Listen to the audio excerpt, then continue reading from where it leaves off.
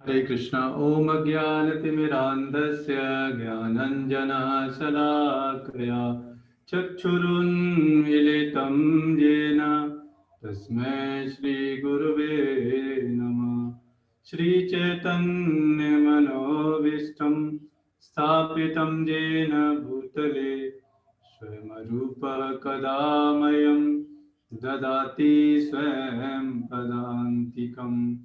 वन्देऽहं श्रीगुरो श्रीयुतापदकमलं श्रीगुरुन् वैष्णवांश्च श्रीरूपं साग्रजातं सहिगणरघुनाथवितं तं सजीवं साद्वैतं सावधूतं परिजनसहितं कृष्णचैतन्यदेवम् श्रीराधा कृष्ण पादान् सहिगण ललिता श्री विशाखान्वितां च।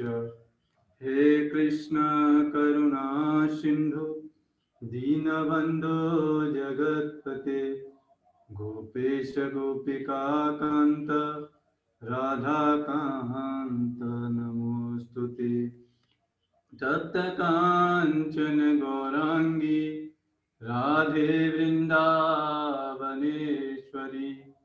वृषभानुसुते देवी प्रणमामि हरिप्रिये। वाञ्छाकल्पतरुभ्यश्च कृपा सिन्धुभ्येव च पतितानां पावनेभ्यो वैष्णवेभ्यो नमो नमः। जय श्री कृष्ण चैतन्य प्रभु नित्यानंद श्री अद्वैत गदाधर श्रीवासादि गौरभक्तवृंद। हरे कृष्णा कृष्ण कृष्ण हरे हरे हरे राम राम राम हरे हरे। हरे कृष्णा। तो आपका हार्दिक स्वागत। और आज हम भगवद गीता का 3rd चैप्टर का 24th वर्स डिस्कस करेंगे और समझेंगे कि हम जो रेगुलर एक्टिविटीज़ हैं कितनी इम्पोर्टेंट होती हैं। छोटे छोटे कार्य कितने बड़े बड़े चीज़ों में सफलता का राज बनते हैं। आइए समझते हैं। और भगवान भी यही बताते हैं। उत्सीदेयोरिमे लोका न कुर्यां कर्म चेदहम् शंकरस्य च कर्तास्याम् उपहन्यामिमाः प्रजाः। यदि मैं नियत कर्म न करूं तो ये सारे लोग नष्ट हो जाएंगे। भगवान बोल रहे हैं, पहले तो बोले कि यद यद आचरेत श्रेष्ठा तत्तदेवो तरेव जना। मतलब जैसे जैसे महान पुरुष आचरण करते हैं वैसे वैसे सामान्य जनता उनको फॉलो करती है। और महान पुरुष भी कैसा आचरण करते हैं? महान पुरुष भी वही कार्य करते हैं जो बता रहे हैं भगवान। और भगवान बोल रहे हैं मैं भी इस संसार में, मेरे लिए कुछ करने के लिए नहीं है इस संसार में। मैं जब आता हूं तो मेरे लिए कुछ भी करने के लिए, क्योंकि मेरे द्वारा सब कुछ चल रहा है। फिर भी वो नियत कर्म करते हैं। अब भगवान क्यों करते हैं? तब मैं अवांछित जन समुदाय को उत्पन्न करने का कारण हो जाऊंगा और इस तरह संपूर्ण प्राणियों की शांति का विनाशक बनूंगा। तो भगवान बता रहे हैं कि अगर मैं ही इस सृष्टि का पालन करता हूं, अगर मैं ही इन लोगों को नहीं बताऊंगा कि कैसे कार्य करना चाहिए, तो तब तो इन जीवात्मा का कोई होप है ही नहीं। ये तो पहले से ही अनवांटेड डिजायर्स की वजह से वैसे ही परेशान है कि नहीं? वैसे ही इनको कुछ पता नहीं। तो इसलिए भगवान बोल रहे हैं कि मैं नियत कर्म करता हूं, किस लिए? जिससे कि हम सब लोग क्या करें, ये समझ जाएं कि कैसे कार्य करना चाहिए, कैसे जीवन जीना चाहिए। भगवान अपने भक्तों को और खुद भी आके यहाँ पे यही सिखलाते हैं। आप देखो चैतन्य महाप्रभु आज से 500 साल पहले भगवान कृष्ण ही है स्वयं, और स्वयं आके सिखलाए और अपने भक्तों के माध्यम से, है कि नहीं, 6 गोस्वामी रूप, श्री रूप सनातन भट्ट रघुनाथ, श्री जीव गोपाल भट्ट दास रघुनाथ। जब कभी आप वृंदावन जाओगे तो इन गोस्वामियों के मंदिर, गोस्वामियों के बारे में बहुत कुछ जानने को मिलेगा। ये चैतन्य महाप्रभु के डायरेक्ट डिसाइपल हैं 6 गोस्वामी। और भी है बहुत सारे फॉलोअर्स, जब चैतन्य चरितामृत पढ़ेंगे तो पता चलेगा उसके बारे में।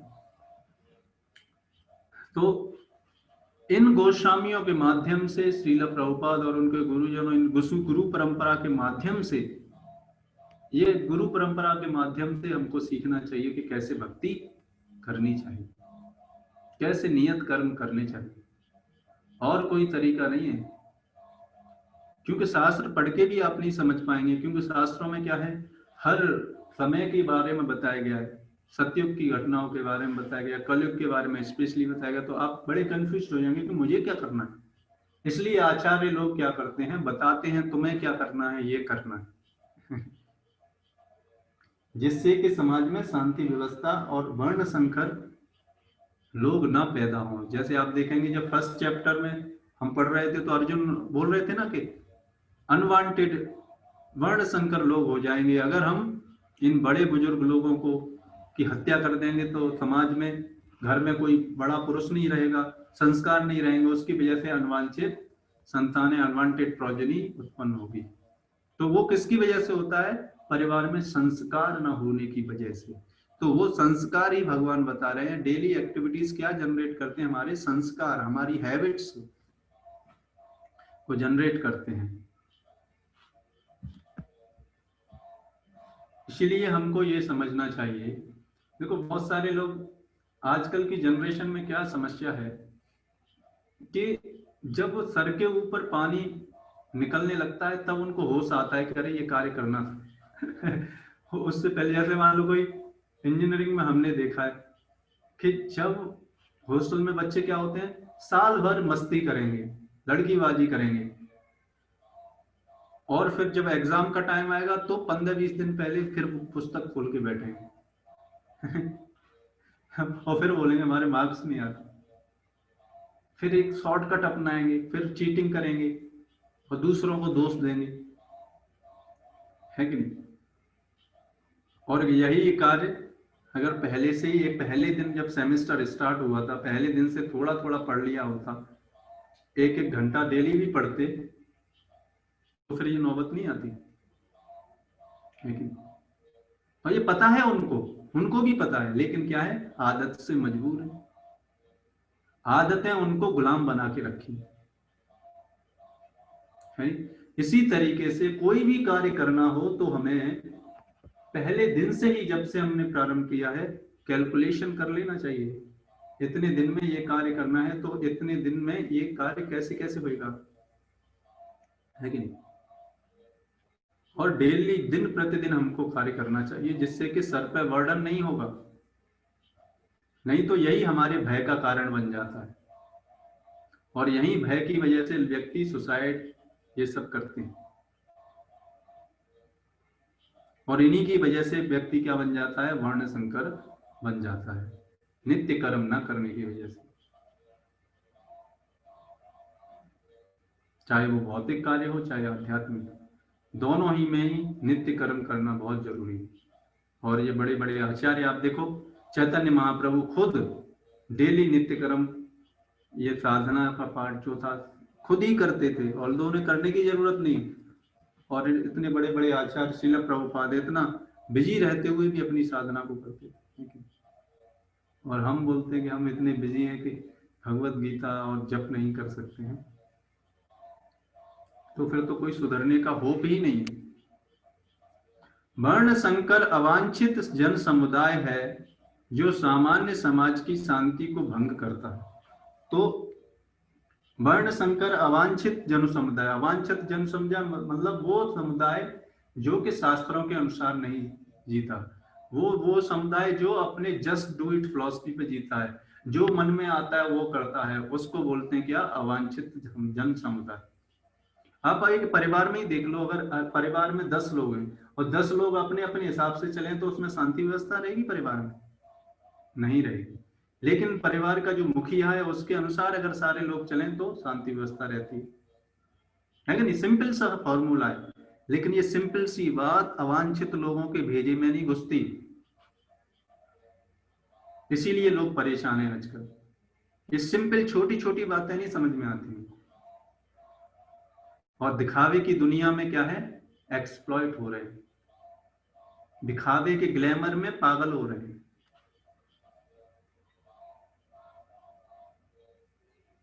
तो ऐसी अवांछित जन समुदाय से आप शांति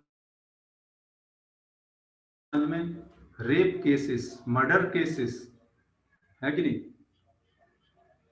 सुसाइड केसेस, और जेलों में कैदियों की संख्या बढ़ती जा रही है, इतना बड़ा एडवांसमेंट होने की वजह से ये इतनी रैपिडली बढ़ता जा रहा है। ये क्या है, ये सब वर्ण संकर ही तो है, और क्या है। इसी वजह से क्या है, समाज में केओस है। इस सामाजिक अशांति को रोकने के लिए अनेक विधि विधान हैं। इस समाज में शांति व्यवस्था बिठाने के लिए ही शास्त्रों में सारी चीजें बताई गई थी, लेकिन लोग शास्त्रों को अवहेलना कर रहे हैं। लेकिन अवहेलना करेंगे तो किनको उसका भुगतान करना पड़ेगा। मान लो अगर हमारे पड़ोस में आग लगी हुई है, हम सोचें कि अरे कि हमारे घर में नहीं आग लगी, अरे मूर्खो अभी पड़ोस में लगी है, आपके घर में भी आ जाएगी, बुझाओ जल्दी उसको। ये सॉल्यूशन है, नहीं तो आपका घर भी जल जाएगा, आप बैठे रहे देखते देखते आपके। उसी तरीके से समाज में क्यों से हम सोचते हैं अरे हमारे घर में नहीं आएगा, अरे हमारे घर में नहीं आएगा, कल आ जाएगा। इसलिए हमें खुद को सुधारने का मौका नहीं गंवाना चाहिए, और दूसरों को सुधारना में हेल्प करना चाहिए। इसीलिए चैतन्य महाप्रभु ने बोला क्या, भारत भूमि ते हैला मनुष्य जन्म जार, जन्म सार्थक करे कर परोपकार। भारत भूमि में जिस मनुष्य ने है, उस मनुष्य का क्या कर्तव्य है, तो उस मनुष्य का ये कर्तव्य नहीं है कि बड़ी बड़ा बिजनेसमैन बन जाए या पैसे के लिए पागल हो जाए। ये भारत भूमि में जन्मे मनुष्य का कर्तव्य नहीं है। उसका कर्तव्य है कि अपना जीवन सफल बनाए और दूसरों के जीवन को सफल बनाने में सहायता करे। इसको बोलते हैं भारतवर्ष का निवासी। हम बड़े गर्व से बोलते हैं आई एम इंडियन। अरे कलंक है हम इंडियन, बोलने के नाम पर कलंक है हम सब, है कि नहीं? बोलते हैं बड़े गर्व से, और कार्य क्या करते हैं, कार्य शास्त्रों के आधार पर नहीं होते। तो फिर क्या होगा, अवांछित जन समुदाय तो प्रकट होगा समाज में। हम सब ये समाज में अगर अवांछित जन समुदाय, हम सब उसके क्या है, कारण है। अगर हम अपने को नहीं सुधार रहे और नहीं हेल्प कर रहे, तो हम भी उसका कारण है, और हम भी उसके ग्रस्त में होने वाले।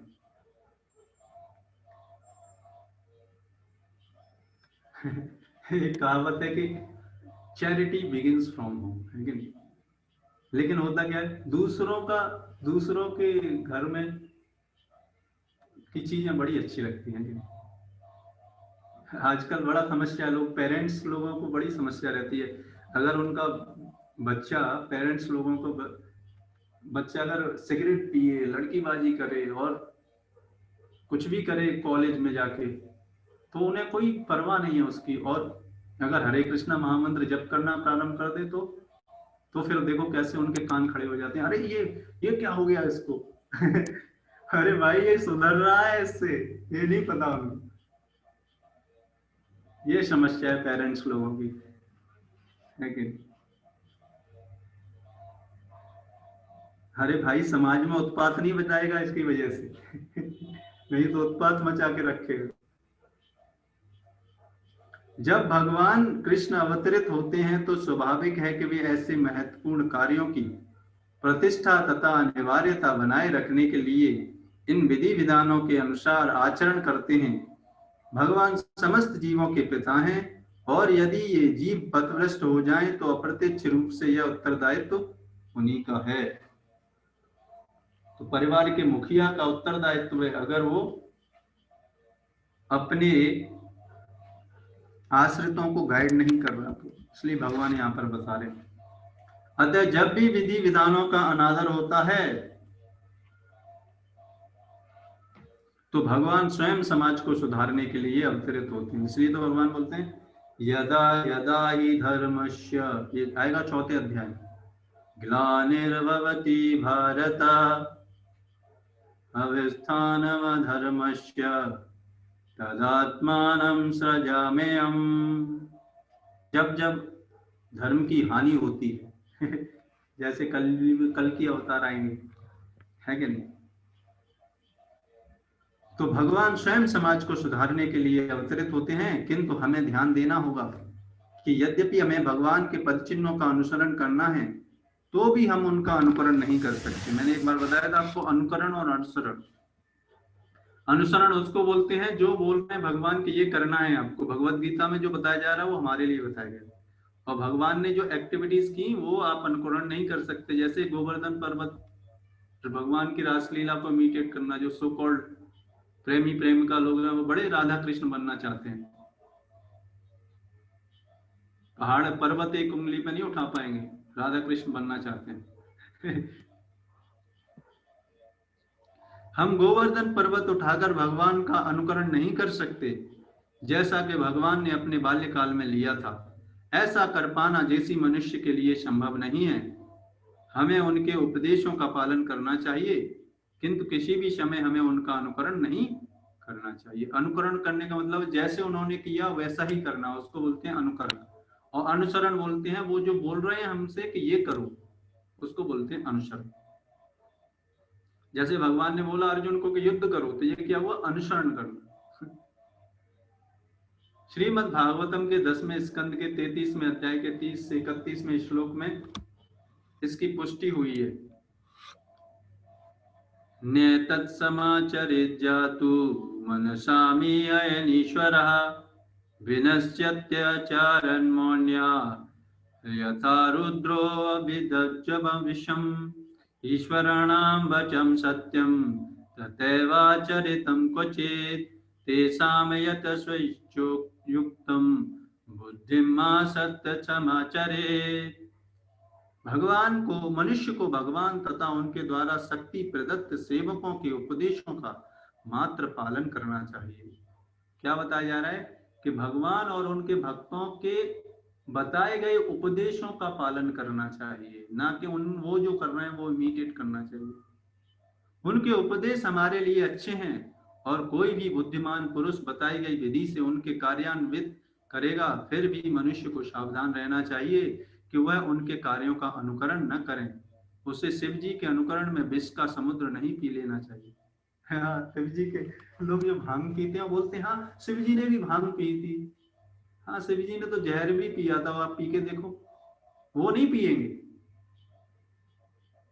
बस अपनी इंद्रिय तृप्ति करने के लिए लोगों को कोट करेंगे।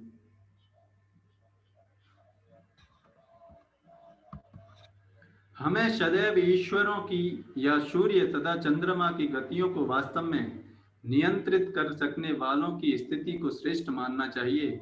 ऐसी शक्ति के बिना कोई भी सर्वशक्तिमान ईश्वरों का अनुकरण नहीं कर सकता। शिव जी ने सागर तक के विष का पान कर लिया, किंतु यदि कोई सामान्य व्यक्ति विष की एक बूंद भी पीने का यत्न करेगा तो वह मर जाएगा।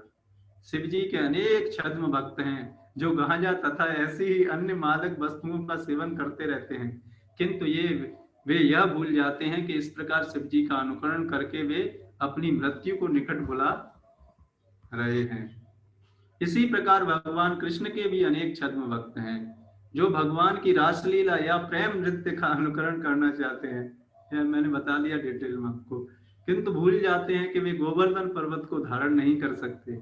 अतः सबसे अच्छा तो यही होगा कि लोग शक्तिमान का अनुकरण न करके केवल उनके उपदेशों का पालन करें, न ही बिना योग्यता के किसी को उनका स्थान ग्रहण करने का प्रयत्न करना चाहिए। ऐसे अनेक ईश्वर के अवतार हैं जिनमें भगवान की शक्ति नहीं होती, है कि नहीं। तो झूठ मूठ का अगर करेंगे तो फिर जेल में जाएंगे, ठीक है कि नहीं। तो इसी के साथ हम आज के सेशन को यहाँ पे विराम करते हैं। तो ऐसे भक्तों और भगवान को अनुसरण करना चाहिए, ना कि अनुकरण। और भी जानना चाहते हैं तो हमारा ग्रुप है जर्नी ऑफ सेल्फ डिस्कवरी, उस पर आप ज्वाइन कर सकते हैं और भी इस तरीके के सेशंस में आने के लिए, फिर और पर्सनल गाइडेंस के लिए उसमें और ज़्यादा आप समझ सकते हैं इन सारी चीज़ों से, है ना। तो इस तरीके से हम इसको आज के सेशन को हम यहीं पे विराम देते हैं।